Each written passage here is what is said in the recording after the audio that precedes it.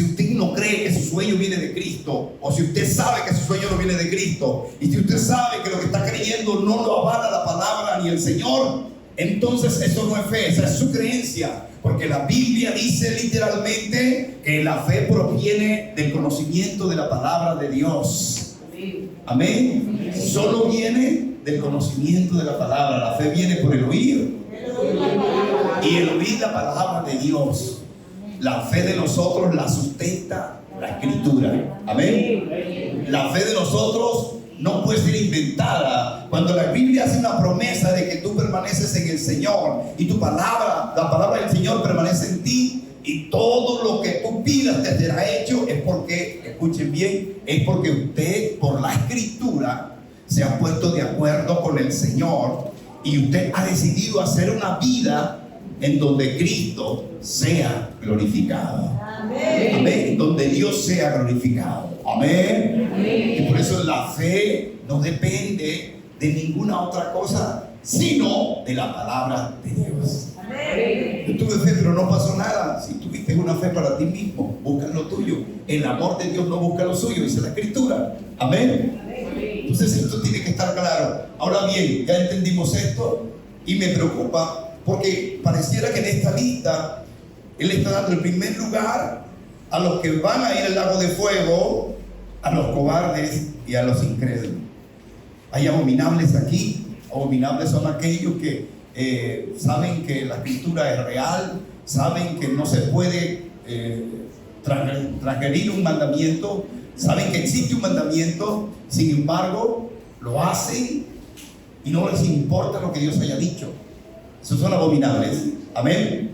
La Escritura dice: no hagas esto, y lo hace la persona. Eso es abominación ante Jehová. Amén. Ezequiel dice eso.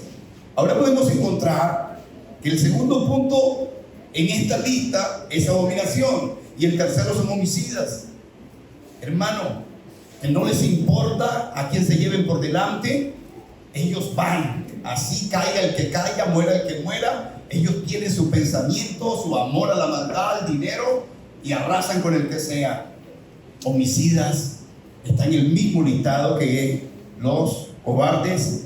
Y luego dice los fornicarios. Sabemos que los fornicarios son aquellos que se desbastan en el sexo sin importarle cómo hacerlo, ni a qué hora, ni con quién, ni de la forma como les parezca. Todo el que hace sexo tiene una relación sexual sin importarle a Dios. La Biblia lo denomina un fornicario, y cuando es casado lo denomina un adúltero.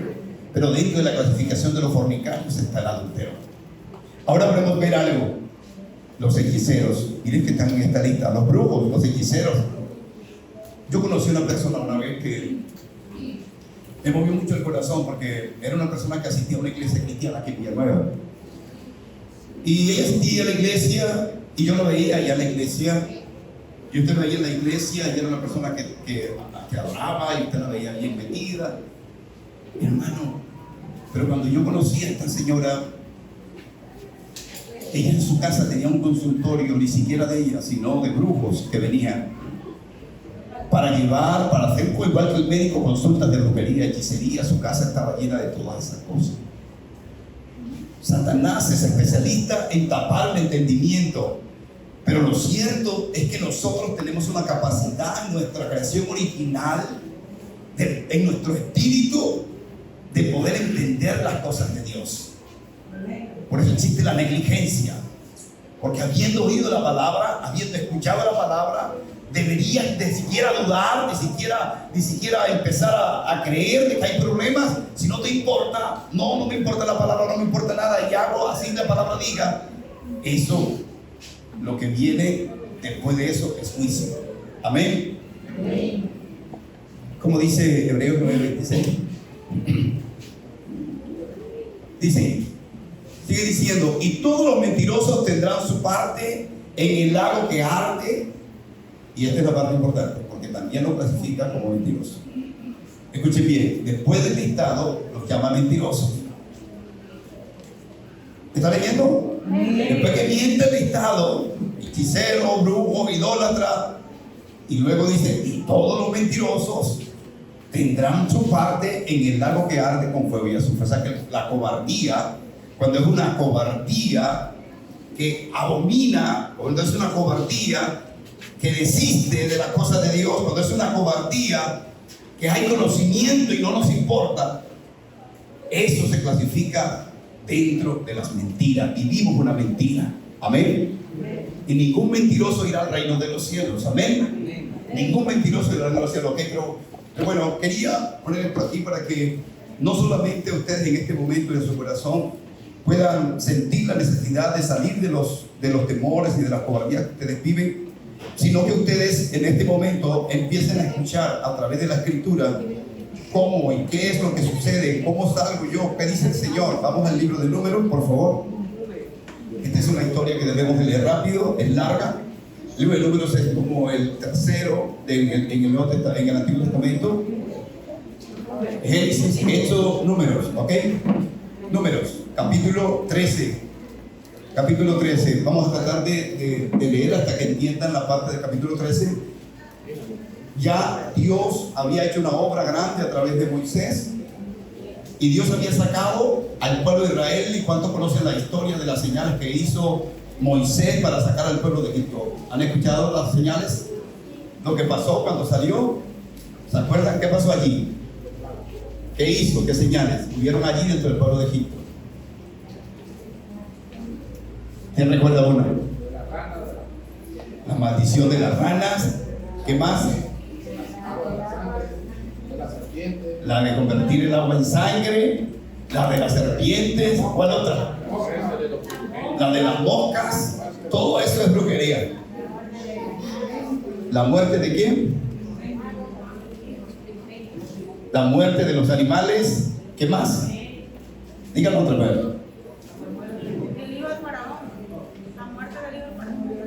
La muerte de los primogénitos, que fue la más fuerte, donde murieron todos los primogénitos de la tierra. Y Dios estaba mostrándole a través de estas señales al pueblo, al faraón, que él era un Dios sobre todas las cosas y que el Dios de Moisés no lo detenía nadie, pero al tiempo le estaba enseñando a un pueblo de Israel que estaba olvidado de las cosas de Dios, que su Dios tenía poder sobre todas las cosas. Y para que ellos vieran y creyeran y salieran de ese lugar con fe, de ver que Dios, el Dios Jehová de los ejércitos que estaba en Moisés, no los iba a dejar en ese lugar, ni los iba a dejar en vergüenza, porque la decisión de sacarlos de allí, dice el mismo Levítico 6, Éxodo 6, perdón, dice que la decisión de sacarlos de allí fue de Dios, porque el pueblo, después de muchos años de esclavitud, empezó a clamar y a gemir. Y dice la Escritura que el pueblo clamaba y gemía, la esclavitud era muy fuerte. Y en medio de todo eso dice la Escritura allí que Jehová se acordó de la promesa. Escuche bien, después de clamar y de gemir, Jehová se acordó de la promesa que le había hecho a Abraham. Entonces Dios manda a Moisés, y con todo eso ellos vieron la gloria de Dios. ¿Qué pasaba ahora? Jehová habló a Moisés diciendo, está conmigo, versículo 1 del 13. Ya estaban a entrar en la promesa de la tierra prometida y ya faltaba poco. Pero venía un proceso en el cual, quiero hablar de esto porque esto es parte de la enseñanza de hoy, en el cual nosotros debemos tener en cuenta, cuando nosotros vamos a recibir la promesa de Dios, tenemos que estar seguros cómo vamos a entrar en esa promesa, y segundo, tenemos que estar seguros cómo vamos a permanecer en esa promesa, y cuarto, nosotros debemos estar seguros que estando en la promesa, permaneciendo en la promesa, en todas las cosas que hagamos allí, vivamos para la gloria de Dios. Amén. Amén. Ellos estaban a punto de entrar en la promesa, estaban muy cerca de la tierra prometida, pero Dios empezó un proceso que nos enseña demasiado. Ahora sí, me ayudan a leer. Y Jehová habló a Moisés diciendo: envía a un hombre que reconozca la tierra de Canaán, la cual yo de los hijos de Israel, de cada tribu de sus padres, enviaréis un varón, cada uno príncipe de Y el 3 dice: y Moisés los envió desde el desierto de Parán, conforme a la palabra de Jehová, y todos aquellos varones eran príncipes e hijos de Israel. ¿Eran qué? príncipes. Tenían el privilegio de que eran príncipes. ¿Eran cuántas tribus? 12 tribus. ¿Cuántos envió? 12 tribus. Los príncipes solían ser muchachos jóvenes muy preparados, escogidos entre los hijos de los dirigentes de cada tribu, bien letrados, bien llenos. Se suponía que eran los que mayor entrenamiento tenían y los que tenían prospecto de ser grandes líderes dentro de cada tribu. Y él escogió 12 príncipes, uno de cada tribu. Después dice los nombres, no lo vamos a leer. Y luego dice el versículo 17: los envió pues, me ayuda a leer ahorita, los envió pues Moisés a reconocer la tierra de Canaán, diciéndole: suban de aquí al Negue y suban al monte, observen la tierra como es, y el pueblo que la habita, si es fuerte o débil, si es poco numeroso. ¿Qué más? Cómo es la vida habitada, si es buena o mala, cómo son las ciudades habitadas, si son campamentos o casas fortificadas. ¿Y cómo es el terreno? Fíjense cómo es la tierra, qué tipo de tierra dice ahora. Si es tierra fértil, si es estéril, si en esa tierra hay árboles o no. Esforzados y esforzados, y toma del fruto del país, traigan una muestra. Y era el tiempo, en ese tiempo cuando los mandó, era el tiempo de ¿qué? De las primeras uvas. ¿Cómo está el siguiente? Y ellos subieron y reconocieron la tierra desde el desierto de Sin hasta Rehob, entrando en Amán. Y subieron al Negue y vinieron hasta Hebrón, y allí estaban Ahimán, Sesai, Talmai, hijos de Anac. Hebrón fue edificada 7 años antes de su año en Egipto. Lea el 23. Y llegaron hasta la roca de Escol, y de allí cortaron un sarmiento con un racimo de uvas, el cual trajeron 2 en un palo, y de las granadas. Léalo bien, entiéndalo. Cortaron un racimo de uva y lo tuvieron que cargar entre 2. Amén. Leamos el que sigue. Se llamó aquel lugar el Valle de Escol, por el racimo que cortaron de allí los hijos de Israel. Y volvieron de reconocer y regresaron, ya volvieron del trabajo a reconocer la tierra de Afín de 40, ¿cuánto? 40 días. 40 días. Es un trabajo impresionante, pero primero entremos en el pensamiento de Dios. Ellos estaban allí, venían a entrar a la tierra prometida, ya los habían sacado, habían pasado muchos arroyos, pero ahora Dios estaba preparándolos y estaba mostrándoles para que se concientizaran de que Dios no es un Dios de súbito ni de espontaneidad. Dios es un Dios de pensamientos planeados. Los pensamientos, le digo a Jeremías, que tengo de ti son de bien y no de mal. Dios no improvisa cosas, el hombre improvisa. La omnisciencia de Dios le permite ver con exactitud lo que va a pasar hacia adelante, pero está enseñando al hombre, está enseñándolos a ellos que para enfrentar cualquier reto tienen que estar seguros de conocer en qué se van a meter. Por eso Jesucristo dice que aquel que ponga las manos en el arado no mire hacia atrás, no puede retroceder. Porque tú debes tener claro que cuando tienes algo que vas a hacer, no puedes ir a inventar, a suponer, a ver si funciona. No. Tú cuando vayas a enfrentar un reto en esta vida, tienes que tener claro a qué te vas a enfrentar. Porque tú cuando entres allí a luchar contra lo que tienes en tu mente y en tu corazón que te puso Dios, debes de permanecer en cualquier circunstancia. Ahora, si conoces lo que está allí antes de entrar, tú entonces te preparas en oración, en ayuno, te formas y tú no vas a dejar que las circunstancias te aventajen, sino que tú te vas a anticipar a lo que está allí. Por eso estudiamos, por eso nos preparamos. Por eso una persona hace 18 años de estudio con el preescolar, con la primaria, con la secundaria, y luego puede durar hasta 20 años dependiendo del tipo de carrera, y son 20 años estudiando desde niño.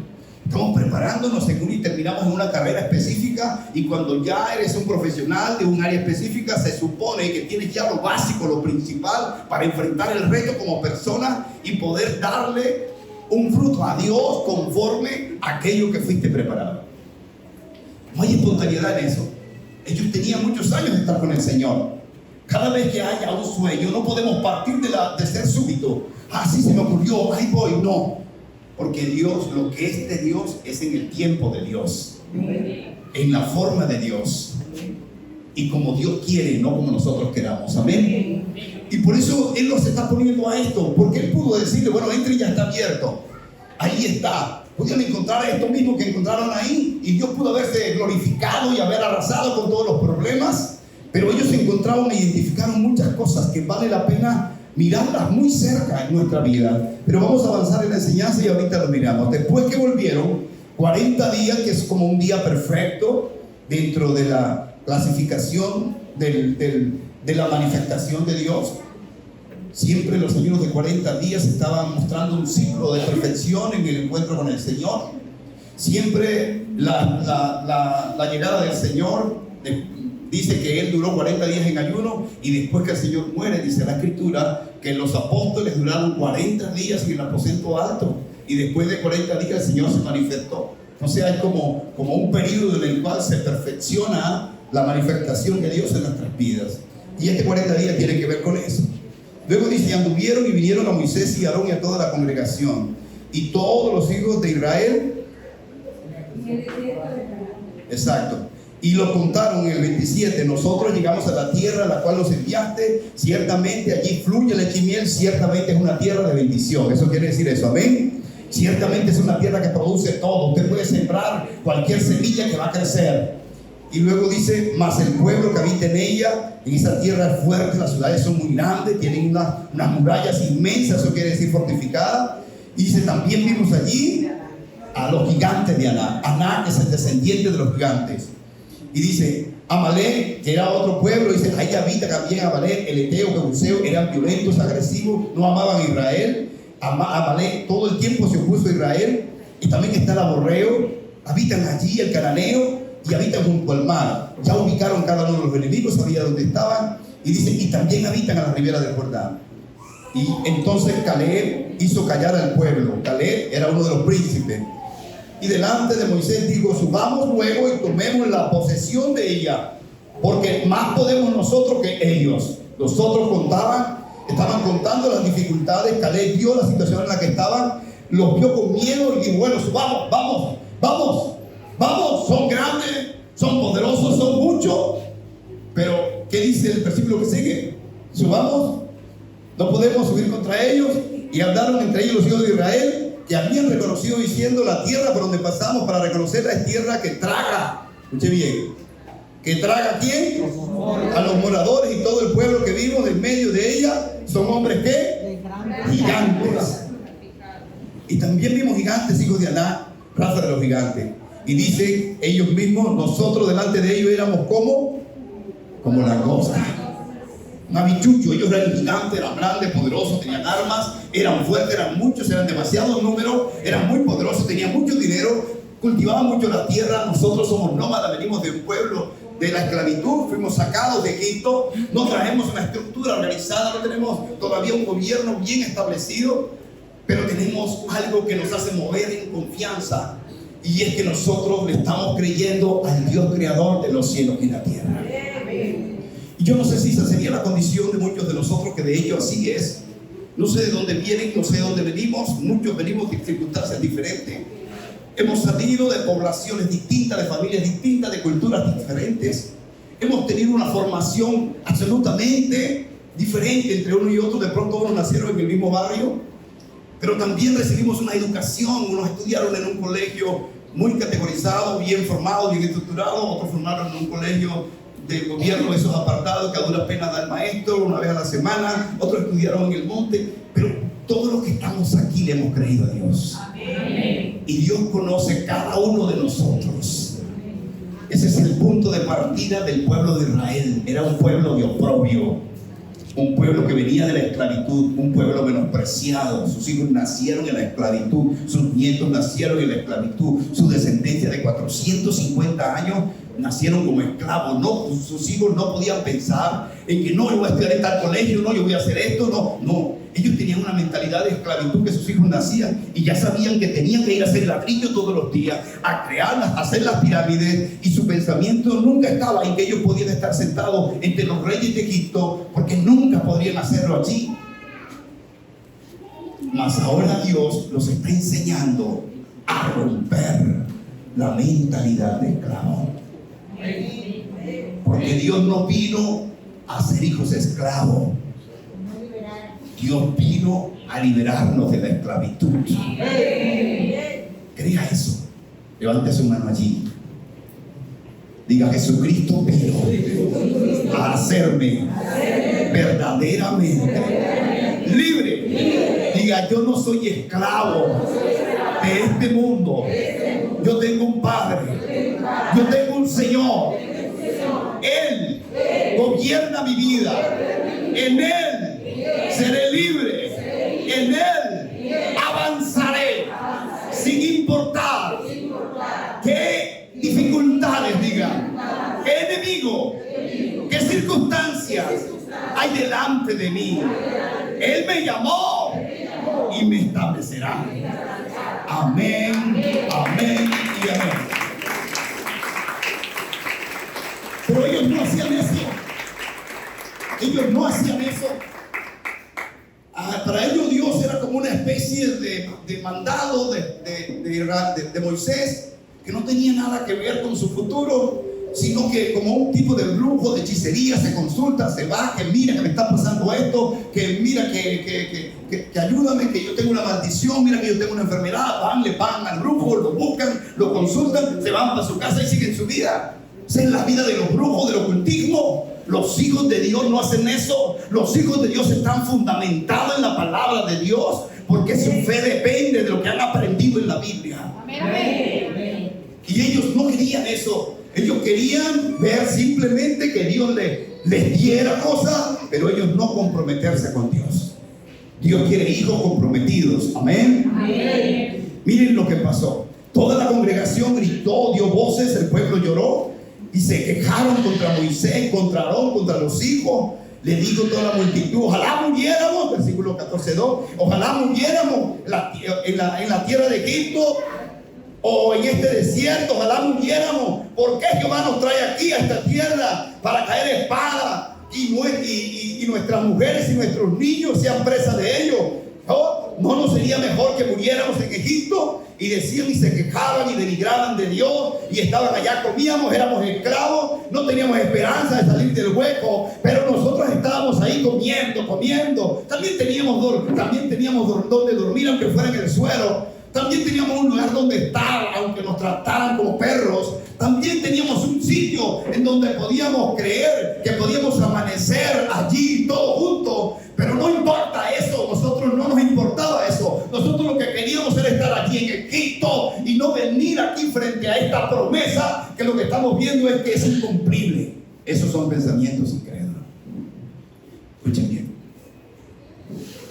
Muchos de ustedes, muchos niños y jóvenes, si hoy entienden que la vida de la fe en Cristo se garantiza para alcanzar los sueños, los logros, para alcanzar a ser grandes, solo por el conocimiento de Dios, por el amor a Dios, por la convicción de Dios, por creer en el Evangelio, por conocer el Evangelio, y desde hoy empezaran a tratar de buscar a Jesús en todo contexto, tratando de buscar su personalidad en Él. Si eso hiciéramos y empezáramos a escudriñar a Jesús como aquella persona que nació como un carpintero. Jesús era hijo de un carpintero, humanamente hablando. Fue criado en un carpintero. Todo el tiempo lo vieron con su papá, corriendo con los palos, viniendo, trayendo, yendo a la carpintería. De pronto lo ayudaba, él era el mayor de los hermanos, él era el hijo adoptivo de José, pero José lo prohijó, lo tuvo con él, y lo vieron que trabajaba, se murió su padre, siguió haciendo carpintería. ¿En qué momento Jesús leía las Escrituras? ¿En qué momento Jesús se preparaba? Si tenía que mantener sus hermanos, que eran más de 5 con las hermanas. ¿En qué momento Jesús hizo eso? Porque el hijo primogénito tenía que asumirlo. Había que trabajar duro para poder comer. Pero Jesús tenía una convicción plena en su corazón. Yo sé quién es mi Padre. Yo sé para qué he nacido. Yo conozco las promesas de mi Padre. Sé dónde estoy y sé hacia dónde voy, porque las promesas de mi Padre jamás me faltarán. Amén. Y no veía nada sino palos. leños, cortaba madera, pero él seguía preparándose. 30 años duró, preparándose día y noche, preparándose, yendo. Era el que más participaba dentro de las reuniones de la iglesia, de la sinagoga. Allí estaba con ellos. Cuando Jesús cumple 12 años, ¿cuántos años tienes tu hijo? ¿Cuántos años tienes? ¿Cuántos?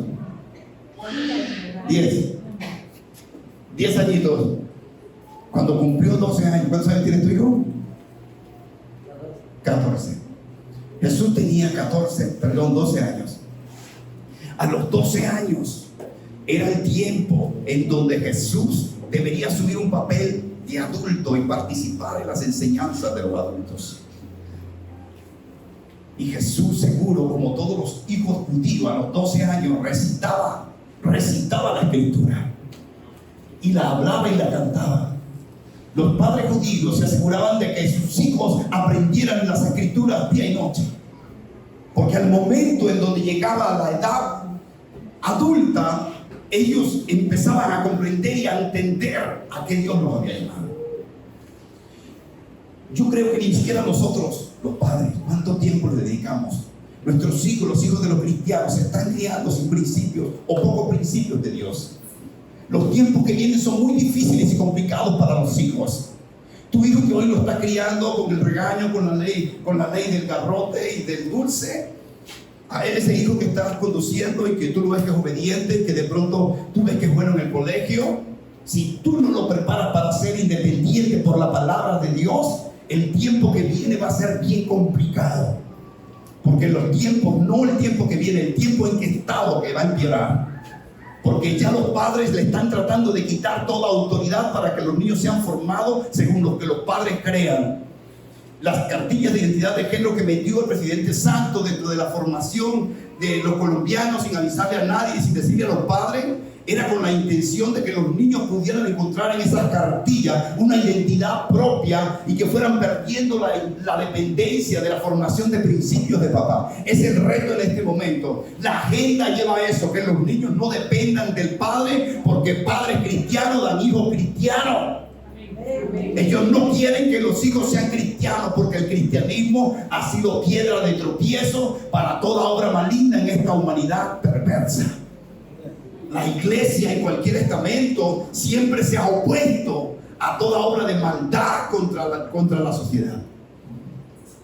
Si nosotros no nos preparamos duramente en esto, en la palabra, nos volvemos amigos de nuestros hijos, los llevamos, los traemos, nos preocupamos, participamos en la iglesia. Los niños aquí tienen este defecto, ¿por qué no trabajamos aquí para ver cómo mejoramos? ¿En qué puedo ayudar? ¿Dónde vengo? ¿Qué hago? Miremos, pastor, venga, yo tengo una inquietud. ¿Cómo mi hijo se va a enfrentar cuando salga de aquí para la universidad y llegue allá a la universidad? Yo lo he enseñado a mi hijo que en realidad él tiene que respetar y tiene que respetar las cosas de la casa, y él ha aprendido a depender, Señor, de lo que yo le he enseñado. Pero cuando sus maestros le cuestionen ese tipo de formación y le empiecen a decir a mi hijo, ay, hijo, oye, tú eres un hijo de papi, mami, tú eres de aquello que en este momento simplemente piensa en que su papá y su mamá tienen que decirle todo lo que hacen, empiezan, eso está comprado, eso no es gratis.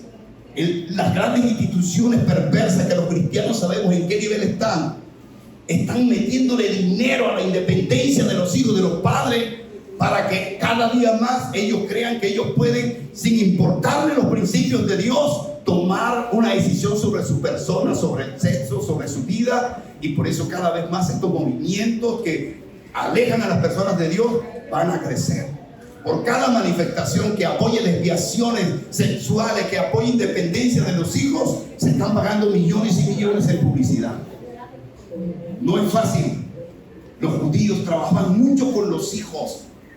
Un judío que pareciera que fuera aferrado, y ojalá que los cristianos aprendiéramos de ello, se asegura de que su hijo tenga la palabra en su corazón, que después, cuando venga el crecimiento, la parte de ser adulto, ese niño, haga lo que haga, tenga en su corazón los principios de Dios, y pase lo que pase, ya él cumplió delante de Dios.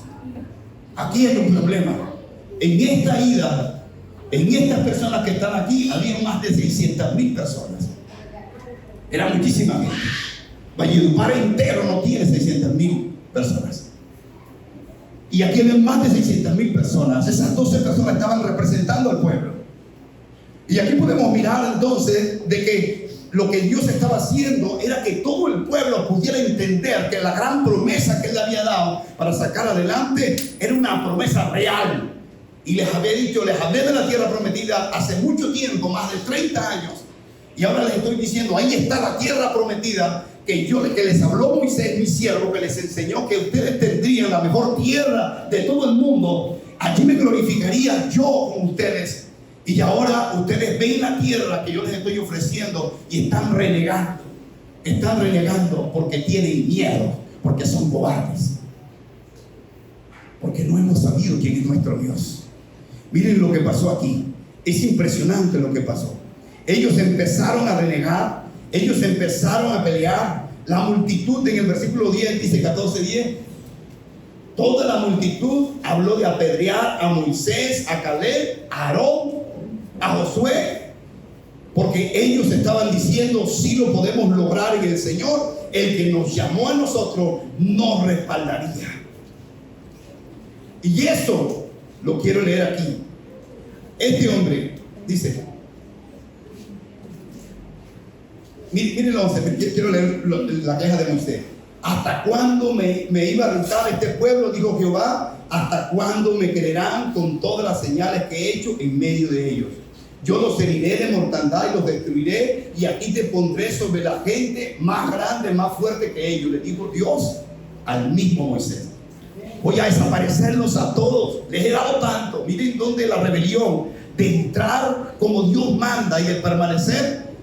Usted nunca, cuando vea una esperanza por delante, nunca la vea. Escuche, de pronto la vida se nos pasó y ya en este momento, en la edad que de pronto muchos quieren, podrían decir: no, ya yo no tengo nada que hacer. Pero hay muchos que todavía van a recorrer este camino. Y para poder armar su paquete, usted tiene primero que saber que Dios tiene un propósito con su vida. Usted tiene que entender primero que Dios debe guiarte en el camino que vas a tomar. Y si tú entiendes eso, empiezas a clamarle a Dios y todo lo miras con el Señor, empiezas a conocer tu situación. Por ejemplo, miren todo lo que es un plan. Aquí, por ejemplo, cuando el Señor los manda, les dice: vayan, muchachos, reconozcan a Canaán. Vayan, miren las tierras, miren cómo produce, qué tamaño tiene, qué calor hay, quiénes están adentro. Esto lo hace uno cuando uno va a moverse en un proyecto serio. Cuando uno va a moverse en un proyecto de alta inversión, lo más mínimo tiene que verlo. Tiene que reconocer, si tú, por ejemplo, vas a invertir en hacer casas en algún lugar, tú tienes, primero que todo, mirar si en ese lugar se pueden hacer casas. Porque hay lugares en donde no se pueden hacer casas. Y luego que tú decidas hacer las casas, tú tienes que entrar allí y mirar qué tipo de gente hay. ¿Para qué población vas a construir? Y luego que ya tú definas que si vas a construir la cantidad de cosas que vas a identificar, luego de eso, familia, tienes que ver qué tipo de tierra hay allí, tienes que ver cómo es que ellos viven, qué tipo de construcción aplica. No puedo construir casas de 2 pisos allá en la Alta Guajira, allá en las rancherías. Y todo esto, les digo yo, es: nuestro Dios es un Dios de orden. Amén. Y cuando Caleb se levanta a decir que el Dios que él tiene es un Dios que no importa lo que haya por delante, Él nos sacaría hacia adelante en nuestra promesa, en nuestra bendición. Él nos sacaría hacia allá. Lo intentaron matar. La cobardía produce personas rebeldes. Cuando yo me acobardo, cuando tengo una situación real en mi vida, yo voy a seguir una carrera. Y a mí me gusta, por decir algo, ingeniería civil. Y he pensado que voy a estudiar ingeniería civil. Pero de pronto me lleno de miedo y todo lo manejo con el miedo. Está bien, el ser humano tiene sentimientos que a veces parecen naturales. Pero cuando surge el miedo, usted no puede obrar en el miedo. Cuando surge el miedo, usted el primero que tiene que acudir es a Dios. Y cuando usted tenga miedo de hacer algo, que usted es un hijo de Dios, usted tiene que enfrentar el miedo. Y ellos no les importaba enfrentar las circunstancias. Ellos vieron las adversidades. ¿Cuántos hoy no salen de la universidad, se matricularon en una universidad y no tenían ni siquiera para poder sostenerse? A mí me tocó estudiar de esa forma, trabajando para estudiar, pero conmigo estudiaban un muchacho que yo admiraba mucho, de allá de distracción, aquí. Porque él tenía una condición que de verdad era un poco preocupante. Él vivía con una tía, porque gracias a Dios tenía una tía, pero él tenía una situación que él salía a estudiar y él casi nunca encontraba comida en la casa. Y casi nunca tenía cómo sufragar ningún gasto cuando había una fotocopia que sacar. Él estaba solo para estudiar ingeniería. No era fácil porque había que asumir muchas responsabilidades y los que no trabajaban era complicado. Y los que no tenían papá como él, además que él lograba conseguir para comer porque él era bueno en matemáticas, se metía y daba clases aquí, ayudaba a los de administración, a los de ingeniería en los primeros semestres. Pero yo decía, porque gracias al Señor yo tenía un trabajo, me sostenía y me tocaba duro. Yo tenía que llegar a mi estudio tipo 7, 8 de la noche, salía de ahí a las 11 para levantarme a las 3 casi todo el tiempo. Y era una batalla, pero la batalla de él era distinta. Entonces, cuando una persona así se pone un reto para salir adelante, empieza a mirar cuántas cosas tiene. Y si esa persona que quiere estudiar cualquier carrera se pone a mirar humanamente todas las dificultades que va a tener y no se pone en manos de Dios como uno que todo lo puede en Cristo, como uno que sabe que para Dios no es imposible, se atreve a dar un paso y dice: Señor, yo voy a ir en tu nombre, yo sé que tú me estás bendiciendo, yo sé que tú me vas a ayudar, Señor, y empieza a moverse. Va, Señor, ponme trabajo, Señor, ayúdame aquí, ayúdame allá. Y yo veía que ese muchacho hacía cosas impresionantes. Me quebrantó el corazón más de una vez, porque yo llegaba a veces de trabajar tipo 8 de la noche y yo me lo encontraba casi siempre cerca de la cafetería. Y yo recuerdo que yo llegaba y le preguntaba, no quiero decir su nombre, y yo le preguntaba, y cuando un día estaba yo comiendo a esa hora y cuando lo veo, algo me puso en el corazón que le preguntara. Le dije: ven acá, ¿tú ya comiste? ¿De dónde? Si todo el día me la pasamos estudiando, vine aquí a la universidad, estuve aquí, pero no he tenido tiempo. Pero no era que no tenía tiempo, lo que no tenía era comida. Y ese día yo le dije: ven, vamos a comer aquí. Pero ahí me di cuenta, porque yo lo veía a él muy mal, o sea, muy delgado, y me di cuenta de que él sacaba la carrera, se metió a estudiar, creyendo que por sus medios iba a salir adelante, y él lo lograba. Y Dios me puso en mi corazón, y casi todos los días cuando yo llegaba, vamos a comer. Y él empezó a moverse en eso, a moverse en la fe de Dios. Empezó a creer, hermano, y sacó su carrera adelante. No sacó el mejor promedio, pero era muy bueno. Era muy bueno. Y uno veía a esta persona, Dios mío, ¿cómo una persona puede enfrentar la vida así? Y si yo me pongo a mirar, a sacar las cuentas que él tenía, yo no era un hombre de fe, no era un joven de fe cuando iba para la universidad, y me hubiera visto las circunstancias de él. A veces yo lo veía con el mismo par de zapatos todo el tiempo, pero sus zapatos no estaban bien, su ropa estaba un poco denigrada, y uno siempre saca cuenta: ¿cómo voy yo para la universidad? Voy ahora, ¿y quién me va a dar la ropa? ¿Y quién me va a dar la comida? Hermano, él tenía una visión en su corazón. Él quería ser ingeniero, y así le tocaba dar clases sin zapatos. Él iba a ir a esa clase porque su objetivo no era mostrarse lo bueno que estaba vestido. Su objetivo en su corazón era ser ingeniero. Y Dios abría puertas a ese muchacho, lo bendecía de una manera sorprendente. Yo creo que nuestra cobardía consiste en que siempre estamos pensando de qué me va a pasar después que yo comience. ¿Qué me va a pasar cuando yo monte este negocio? Si yo voy, miro el negocio, qué hace el otro, qué lo vende, a qué hora va, dónde vende, cuánto vende, cómo lo hace, qué sabor tiene, cuánto vende, a quién le vende. Y tengo claro lo que él hace. Y ahora yo me paro aquí y yo digo: wow, ya yo conozco lo que él hace. Con la ayuda de mi Dios, yo voy a hacer también mi negocio. Si yo tengo reconocimiento de la tierra y todo lo que produce la tierra, y tengo un Dios que me ayuda, ve, avanza, que lo que tú hagas yo lo prosperará. Que lo que toque en tus manos yo lo prosperará. Entro en fe. Y no empezar a sacar cuenta: no, es que él está haciendo esto, pero él necesita tanto para esto. Él hace como 2,000. Hermano, a usted no le importa que él haga 3,000, 2,000. A usted lo que le importa es comenzar. El comienzo de la fe es el que honra a Dios. El poquito que usted haga con fe es el que honra a Dios. El que en lo poco me es fiel, ahí saco poquito, si hoy como menos, hoy nomás comí una vez. Y quizás mañana como menos y voy avanzando. Estoy vendiendo apenas 10 empanadas. No me alcanza ni siquiera para comer, pero por lo menos me como las empanadas que quedan. Algo hago, pero yo tengo que sacar adelante esto, Señor, con el esfuerzo, con la valentía de que ahora mis fuerzas se acaben, tú me darás nuevas fuerzas. Amén. La cobardía está destruyendo el poder de la fe. La cobardía no permite avanzar el pueblo. No tomamos decisiones mirando, aún conociendo las cosas. Siempre estamos dependiendo del dinero. ¿Sabe qué dice la Biblia? Que el que dependa del dinero no depende de Dios. La Biblia dice que el amor al dinero lo tiene un Señor. Tiene un Señor. ¿Se llama cómo? Se llama Mamón, un demonio que enriquece a los hombres y que les hace difícil que sean salvos.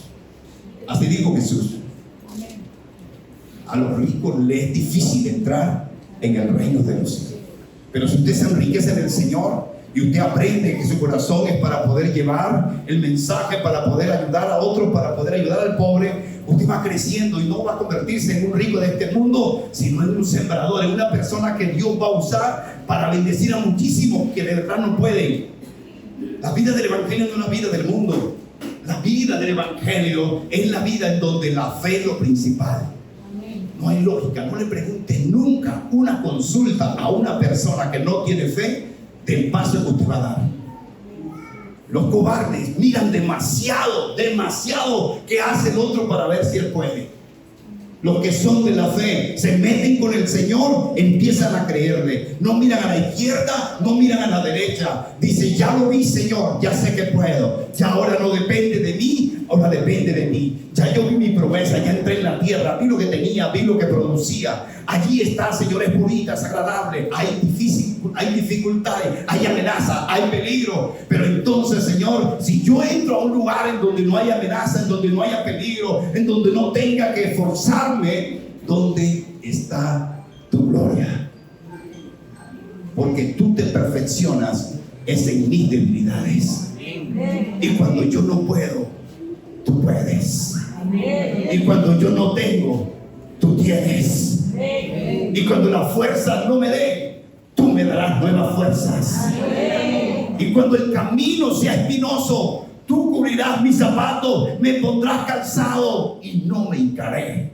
Y cuando el sol esté caliente, tú pondrás nubes y me cubrirás. Eso debieron decir los israelitas porque ellos lo vivieron. 40 años. Cuando ellos sabían que el sol caliente, Dios ponía una nube. Ellos veían cómo la nube se posesionaba, donde se paraba el tabernáculo de Dios, ahí se paraba la nube. Ellos veían que cuando en la noche, cuando ya ellos habían terminado toda una jornada caliente, Dios los protegía. No les caía agua, su ropa no se envejecía, sus zapatos en 40 años nunca los cambiaron. Ellos vivieron la gloria de Dios. Hermano, está escrito para ti y para mí, para que al mismo Dios que ellos le creyeron, a ese mismo Dios nosotros le creamos. Amén. No partamos de lo que tenemos, partemos de lo que no tenemos. Porque si yo parto de lo que tengo, le compartiré la gloria a Dios.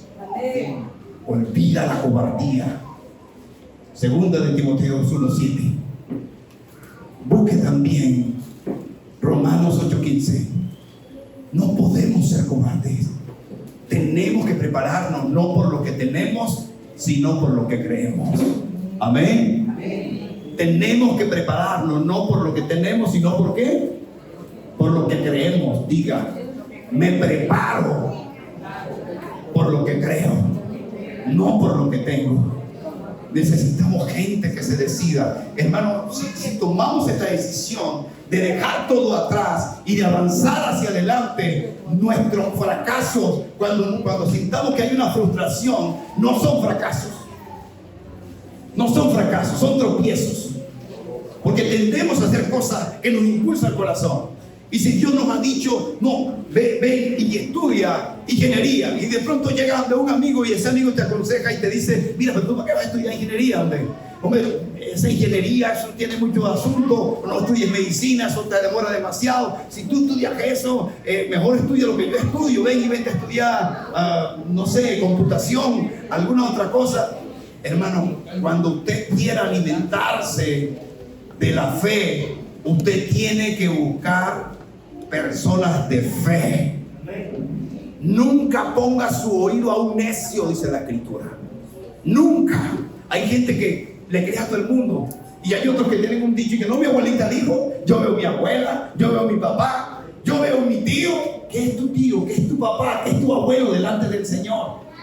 Y a veces hay personas que no han visto un fruto, nunca han visto ninguna persona prosperar y progresar, y esas personas hablan, no, pero yo me crié de tal forma, yo porque cuando yo era pequeño yo hacía esto. Pero ¿qué es tu vida? Por sus frutos, por el resultado de su vida se conocen las personas. Amén. No oiga un necio. La Escritura dice en Proverbio que el que oye a un necio, una persona que dice, que Dios, ¿qué te vas a poner tú? Eso un momento de los evangélicos, están locos. Cuando tú oyes a una persona que no depende de la fe, te vas a volver igual que él. Porque el que oye al necio, dice la Escritura que el necio se vuelve. Amén. Si tienes algo, si tienes un proyecto, si estás deseando hacer algo, mira, oye el consejo de Jehová, como dice Isaías 30. Hay de aquel que oye el consejo y no de mí. Amén. Porque oyeron el consejo de Egipto. Egipto es el mundo. Amén. Ellos querían volverse a Egipto. Quiero que hoy empieces a edificar tu vida en un nuevo valor en Cristo. El valor de la fe. Amén. O mejor, el principio de la fe. Amén. El principio de la fe. Pero para hacer fe no es que tú salgas de aquí, yo creo. No, sí, yo voy a meterme en este negocio que el pastor dijo. No, ahora sí, voy a invertir tanto. No es eso, hermano. Eso no es la fe. Ese es tu sentir. La fe está fundamentada en Dios. Si tú quieres montar un negocio, tienes que tener en cuenta lo que dijo el Señor. Prepararte en el Señor, oración y ayuno. Señor, yo quiero hacer este negocio, y de pronto viste que eso no era para ti. No te pongas a buscar ayuno para poder ver que es para ti. Porque si Él te cerró la puerta es porque ese no es tu negocio. Amén. Simplemente dice, Señor, entonces abre otra puerta. Porque dice la Escritura que el que cierra puerta y el que abre puerta es Jesús. Entonces a veces nosotros queremos hacer algo, esto me gusta, insistimos, le damos. Y cuidado. Porque una cosa es lo que tú piensas y otra cosa es lo que el Señor sabe que va a pasar con lo que tú vas a hacer. Entonces mejor apártate de este negocio y vuelve y busca del Señor y ten paciencia. ¿Ten qué? Paciencia. La paciencia es fruto del Espíritu Santo. Y es lo único que nos saca, es lo único que produce las pruebas. Amén. La prueba de nuestra fe produce paciencia. ¿Por qué no produce benignidad, bondad, paz, amor, templanza? ¿Por qué no produce eso? ¿Por qué no produce nosotros las otras cualidades que vienen de Cristo, del Espíritu? Porque si tú no aprendes a esperar en el Señor, creyendo que ya tú le pediste, creyendo que ya tú le rogaste, creyendo que tú estás pensando en tu fe, que Él sí te va a abrir una puerta, si tú no aprendes a esperar en el Señor hasta que Él abra la puerta, entonces tú estás obrando en la carne. Pero el que tiene paciencia, tiene fe, porque lo está haciendo por el Espíritu de Dios. ¿Porque lo está haciendo por quién? Por el Espíritu de Dios. Cuidado. Alaba al Señor.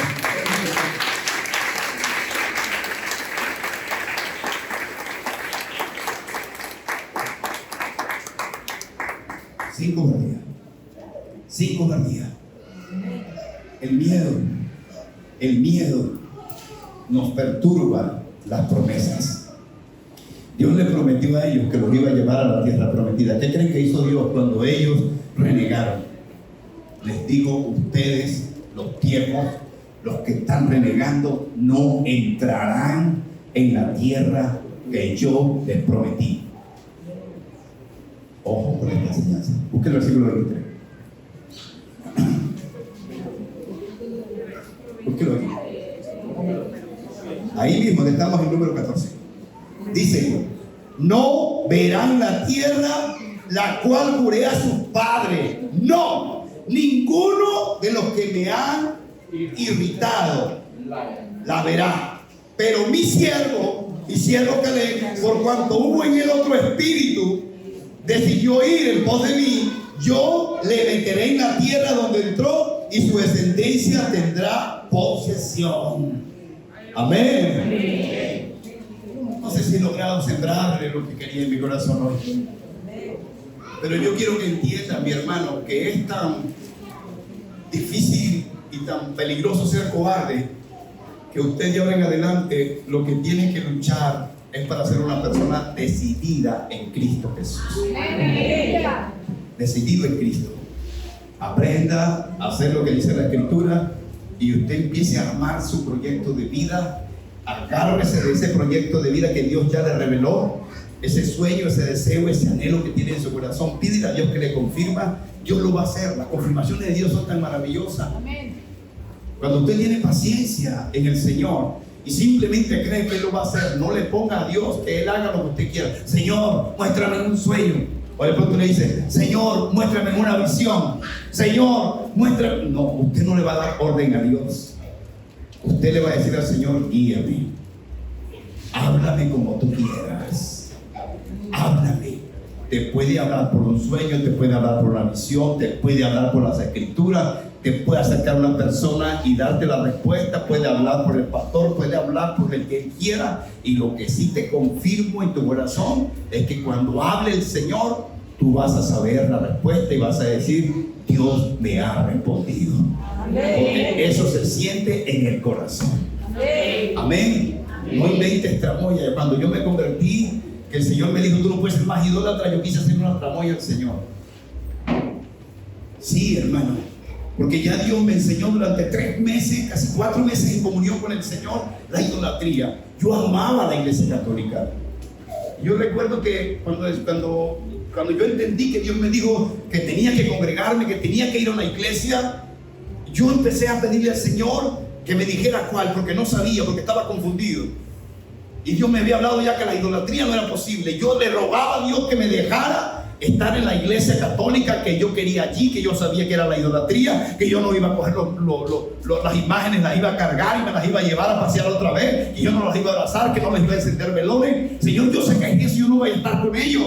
Y Dios me enseñó algún principio tan importante al tiempo que me soltaba. Y ahí es donde uno entiende que a Dios no solamente le interesa que tú lo ames a Él, sino también al prójimo. Porque Dios me dijo, Johan, si un débil en la fe te ve a ti, que tú estás al lado del ídolo, te ve a ti que estás allá metido, te ve a ti que estás compartiendo con los idólatras, por cuanto él es débil en la fe, él va a decir, si él cree en esto, yo también creo, y él se perderá, y tú me respondes a mí. Primera de Corintios 8. Las promesas no solamente son para mí, sino para la gloria de Dios. Y yo tengo que amar mi vida, amar a Dios con toda la fuerza de mi corazón y amar al prójimo como a mí mismo. Amén. Vamos a orar. Que Dios nos ayude, ¿verdad? Pero vamos a orar para que la cobardía no nos domine, porque Dios, ¿quién dijo en Romanos 8:15, 16, y quién dijo 2 de Corintios 1:7? 2 de Timoteo 1:7. Dale, 2 de Timoteo 7 en voz alta. Porque no nos ha dado Dios espíritu de cobardía, sino de poder y de dominio propio. De amor y dominio propio. Dios se ha asegurado de que nosotros tengamos todo en el Espíritu Santo, ¿verdad? Romanos 8:15. Pues no habéis recibido el espíritu de esclavitud para estar otra vez en temor. Dale aquí. Pues no habéis recibido el espíritu de esclavitud para estar otra vez en temor, sino que habéis recibido el espíritu de adopción por el cual clamamos Abba, Padre. Si se siente con temor, clame. Dígale, papá, ayúdame. Abba significa papá. Amén. Se siente con temor, dígale, Espíritu Santo, ayúdame. Dígale, Jesús, ayúdame. Pero dígalo con confianza, por eso dice Abba Padre. Amén. Usted no tiene por qué andar con temores, con miedo, con cobardía, porque Dios le dio, lo adoptó y le dio el Espíritu Santo de Dios. Amén. ¿Por qué miedo? ¿Por qué tanto temor? Venir a la iglesia, si me ven, si no me ven. No, hermano, ¿sabe qué dice la Escritura? El que tiene temor, el que es cobarde, que niega al Señor, Él lo negará delante del Padre. Amén. Lo bonito del Señor es pararse firme, que ya usted decidió seguir al Señor y usted va a avanzar hacia su promesa y no va a mirar ni a la izquierda ni a la derecha. Amén. Ahí Dios va diciendo, wow, este lo voy a revestir más, voy a cambiar. Empieza a tener sueño, empieza a ver que Dios lo guía, porque Dios está viendo obediencia. Amén. Cuando usted tiene valentía, se enfrenta en su casa, diga, por favor, respétenme, yo creo en el Señor, creo en Jesucristo, le pido a Dios que lo salve. Ustedes no entienden ahora, pero ustedes lo entenderán, porque yo y mi casa, yo y ustedes serviremos al Señor. Amén. Fuera que Dios diga. Diga fuera, fuera, diga. Fuera miedo. Fuera temor de la carne. Padre, ayúdanos, Señor, en este día, Dios. ¿Cuántos hijos tuyos aquí? ¿Cuántos hijos tuyos aquí? Deseando, anhelando alcanzar tu promesa, deseando ver la abundancia de Jesús, deseando obtener las riquezas en gloria,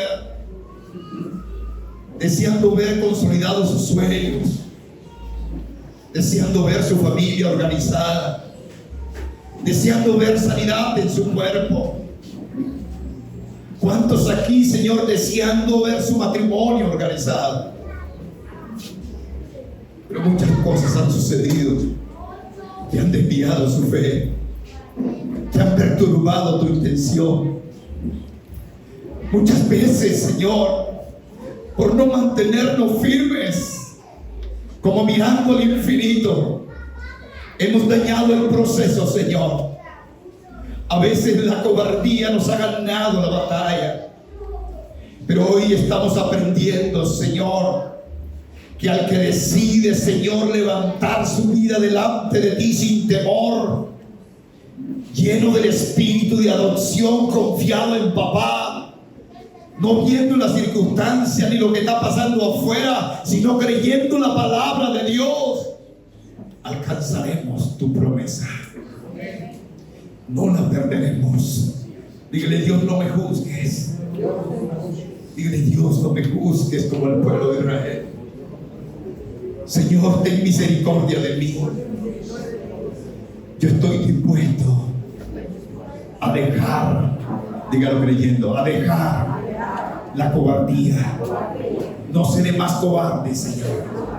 Seré una persona de fe. Seré un hombre o una mujer de fe. Mi vida cambiará. Tomaré las promesas. No me detendré. Avanzaré conforme a las riquezas en gloria. Amaré tu presencia. Aunque el camino sea espinoso, seré valiente. Me esforzaré. Aunque no haya comida, aunque haya amenaza, aunque haya persecución, aunque haya baja autoestima, saldré adelante. No miraré mis defectos, no miraré mi momento. Iré hacia mi promesa. Dígalo creyendo, iré hacia mi promesa. Puesto los ojos en Jesús, puesto los ojos en Jesús, el autor y consumador de mi fe, mi Señor. Tú me has dicho a mí que nunca me dejarás solo y no me sentiré solo. No importa cuántos gigantes hayan, diga, no importa cuántos gigantes hayan, o dígale, no importa cuántos gigantes esté viendo. Dígalo para que cuando llegue el momento usted la fortaleza la venza. Diga, Señor, yo puedo ver muchos más inteligentes que yo, unos más poderosos, unos más adinerados, unos más inteligentes, pero hoy, Señor, yo no miraré al enemigo, yo miraré al que está conmigo. Avanzaré, avanzaré. Dígalo creyendo, avanzaré en el nombre de Jesús encontraré mi promesa en mi familia, en mis hijos, en mi casa, en mi economía, en mi salud. La encontraré, porque tú no mientes, porque tú no eres hijo de hombre para mentir, ni tampoco para arrepentirte, Señor. Tú lo dijiste. Diga, tú lo dijiste. Yo lo creo. Perdóname las veces que me he mostrado cobarde, pero hoy reprendo en el nombre de Jesús ese espíritu de cobardía. Fuera de mí. Fuera. No tienes autoridad. El temor de Jehová está conmigo. Tú no me diriges. No seré cobarde. Avanzaré. Así esté pobre, así no tenga preparación, así los que están delante de mí sean más grandes que yo, sean gigantes, sean poderosos. No me muevo por lo que ellos son. Diga, yo me muevo por lo que es mi Dios. En Él y solo en Él seré más que vencedor, para la gloria y honra de Jehová, para la gloria y honra de su Hijo Jesucristo, para la gloria y honra del Espíritu Santo. Dile gracias, papá. Gracias, papá. Gracias, papá.